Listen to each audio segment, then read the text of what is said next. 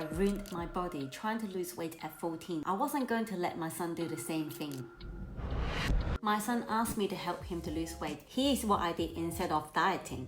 What would you do if your 11 years old son look at you and say, "Mom, can you help me to lose weight?" And what happened over the next few months changed the way I think about food, nutrition, and parenting completely. Stay with me, because this story is not what you think it is. Before I get into the story, let me quickly introduce myself, because I want you to know who you are actually listening to. Hi, my name is Mali. I'm not a nutritionist, I'm not a dietitian, I'm not a doctor. I'm a mum of 3 boys. And like most moms, I'm constantly figuring things out as I go. School runs, homework, what to cook tonight, whether anyone actually ate their vegetables, and somehow trying to keep my own sanity in between. I have been living outside my home country for years now, and one of the quiet challenges nobody really talk about is that when you're raising your kid in a country that isn't where you grew up, you're constantly navigating 2 worlds, 2 cultures, 2 set of expectations with no blueprint. So I started using AI. Not because I'm a tech person, I'm really not, but because I need help, and AI was there at 11 o'clock at night when nobody else was. ChatGPT helped me plan meals, Claude helped me build the revision material for my boys' exam, and slowly I realized these 2 were saving me hours every week. This channel is me sharing what actually worked in real life with real keys. No perfect kitchen, no professional background, just a mum who finds some shortcut and want to pass them on. Okay, back to the topic. Before we start, here's the thing you need to know about me first. When I was 14 years old, I also want to lose weight, and I did it completely wrong.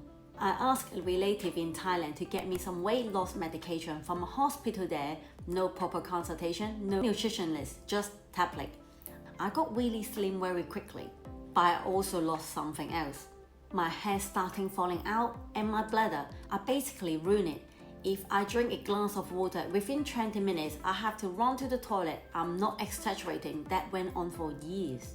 At 14, I didn't care. All I could see was the number on the scale going down, but now I'm a mom.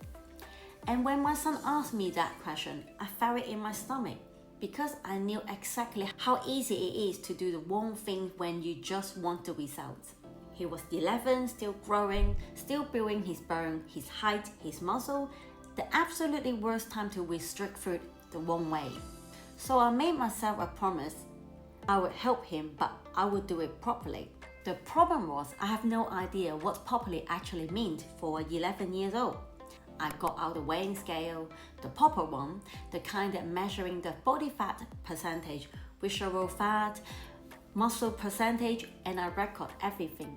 His weight, his height, his body fat, his muscle mass. Then I type it all into ChatGPT. Not just help my son lose weight, I gave it everything. His age, his activities level, his goal to lose fat but keep him growing, keep building muscle, and not feeling hungry at all time. And ChatGPT gave me something I would never had before. The numbers. The specific personalized numbers. For my 11 years old, 60 to 75 grams of protein every day, 15 to 20 grams of fiber, around 1800 to 2000 calories. Just like that, I had a target, a real one. I'm not guessing. Now, here's where I have to be honest with you. Having the number is one thing, cooking with them is another. Because how do you know how much protein in the chicken you just cooked? How many calories are in 1 tablespoon of the oyster sauce? What about the sesame oil, the soy sauce, the thing I've been cooking with my whole life without ever thinking about it? And this is the part we easily miss out about nutrition, the condiments, the seasonings, the stuff that make food taste like home, but there was hidden calories out. So I started photographing everything, every bottle, every jar, every package in my kitchen. I sent the photos to ChatGPT and asked how many calories is in 1 tablespoon of it, 1 teaspoon, and the recipe I use, I have clearly know how much calories in everything. Not because I study, but because I was asking the same question over and over again, and the answers start sticking. 1 tablespoon of oyster sauce, about 9 calories, sesame oil, about 40 calories per teaspoon, soy sauce, almost nothing. Suddenly, I wasn't guessing anymore. And we won't be just eating at home, right? What about came to the real test, eating out? Because we don't eat at home every single night, we go to the restaurant, we get takeaway, and that's where most people giving up on tracking anything. Because how do you know what's in a restaurant meal? I just took a photos. Literally, I would take out my phone, photograph whatever was on the table, send it to ChatGPT and ask, how roughly in this, how many calories? It wasn't perfectly accurate, but it was close enough. And for high-calorie meals, instead of saying he can't eat that, I will just adjust the portion. He still get to enjoy what he like. We just be a little bit more mindful about how much. That felt like freedom, honestly, not restriction. So what actually happened? I want to be honest here because this is not a dramatic before and after story.